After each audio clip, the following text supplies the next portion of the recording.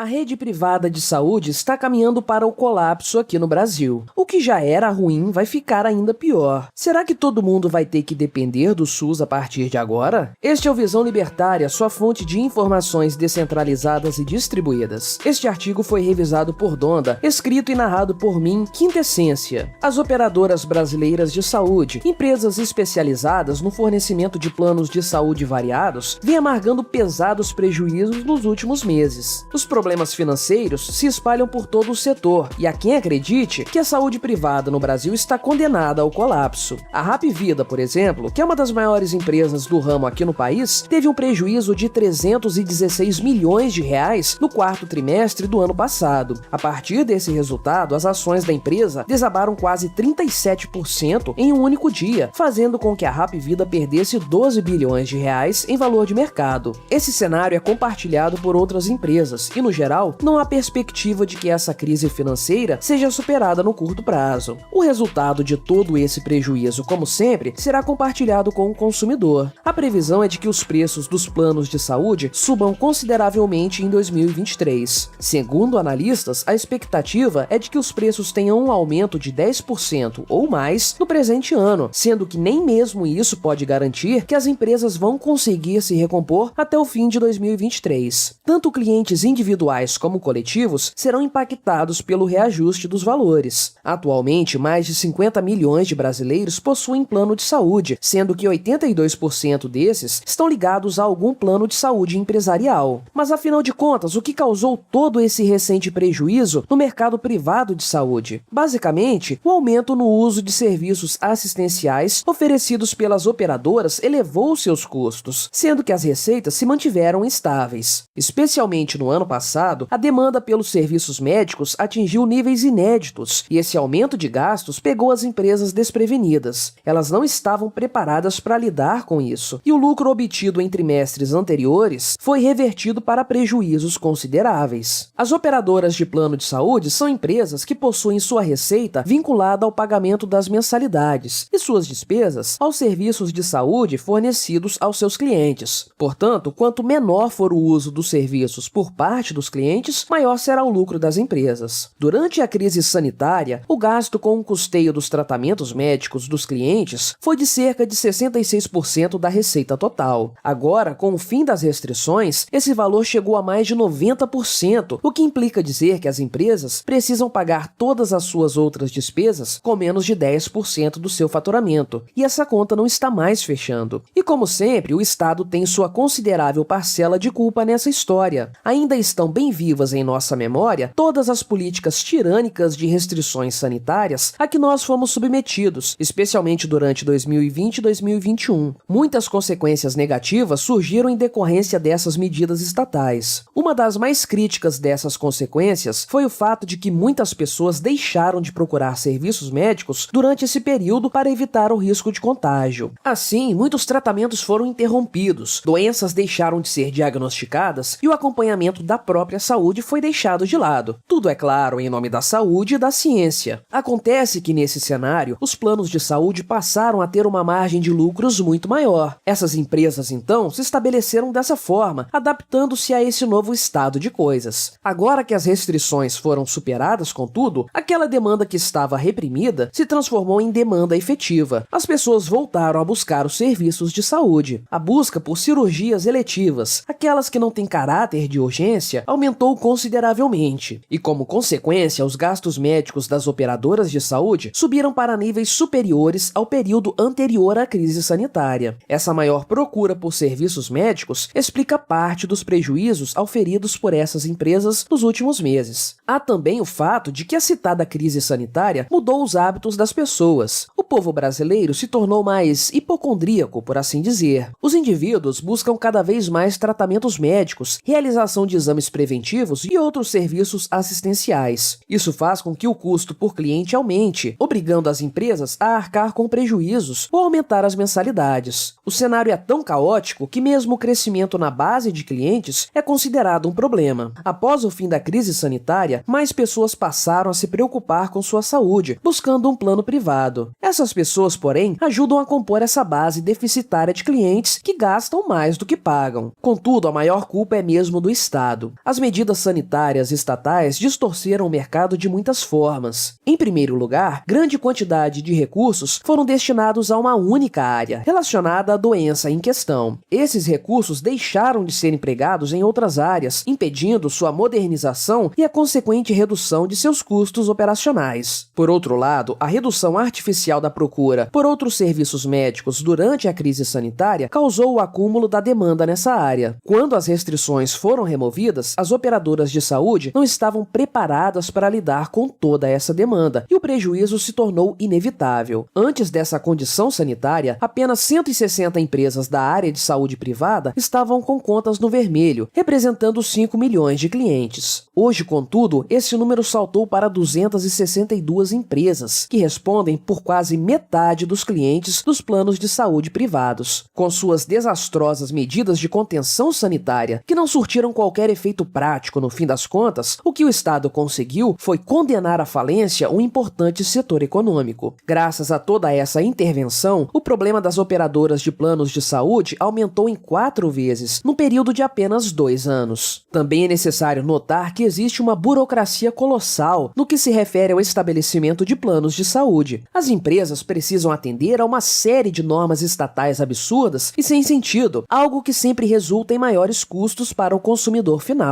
Pense, por exemplo, que os preços dos planos individuais e familiares só podem ser reajustados com a aprovação da ANS, a Agência Nacional de Saúde. Isso explica, inclusive, o alto percentual de beneficiários que estão vinculados a planos empresariais, que são muito mais vantajosos para as operadoras. A extensa lista de procedimentos obrigatórios engessa a negociação entre cliente e operadora e encarece artificialmente o serviço final. Soma-se a isso o ativismo jurídico brasileiro, que não raras vezes condena as operadoras a bancar tratamentos médicos que não constavam do contrato com seus clientes. Os custos jurídicos dessas empresas atingem a casa dos bilhões de reais por ano, e o resultado disso é que cada vez mais empresas do setor fecham as portas e o mercado como um todo se torna mais concentrado e, por óbvio, menos eficiente. No ano 2000, havia mais de 3 mil operadoras de planos de saúde e odontológicos no Brasil. Hoje, transcorridas 2 décadas, esse número foi reduzido para menos de 1.000 empresas. No fim das contas, a atual crise da rede privada de saúde no Brasil é sim um problema causado pelo Estado, seja por suas medidas sanitárias tirânicas, seja pela extensa burocracia que envolve o setor. Porém, é claro que os agentes estatais e seus cupinchas da grande mídia vão usar esse argumento para justificar o aumento da máquina estatal. Afinal de contas, se a saúde privada está indo para o buraco, a única salvação é o SUS. Viva o SUS! E aí, o Estado poderá justificar maiores gastos com esse sistema falido de saúde, sob o pretenso objetivo de socorrer as lacunas que serão deixadas pela iniciativa privada. Quando um setor com uma demanda crescente, como é o caso da rede de saúde privada, amarga prejuízos, só há uma explicação para esse fato. O Estado está atrapalhando o mercado. Onde há demanda, aí haverá um serviço a ser prestado, e por um preço que irá agradar a ambos os lados. Se o Estado interferir nessa história, porém, teremos a tragédia que nós temos hoje. Nem os planos conseguem arcar com todos os seus custos, nem os clientes terão acesso aos serviços médicos, caso a situação não melhore. Somente o livre mercado é capaz de resolver os problemas econômicos da humanidade, especialmente em se tratando da saúde da população. A saúde é algo muito importante para estar nas mãos do Estado. Obrigado por sua audiência. Se você gostou deste vídeo, deixe o seu like e o compartilhe com seus amigos para difundir as ideias da liberdade. Se quiser ser notificado dos próximos vídeos, clique em se inscrever e depois no ícone da campainha. Até a próxima!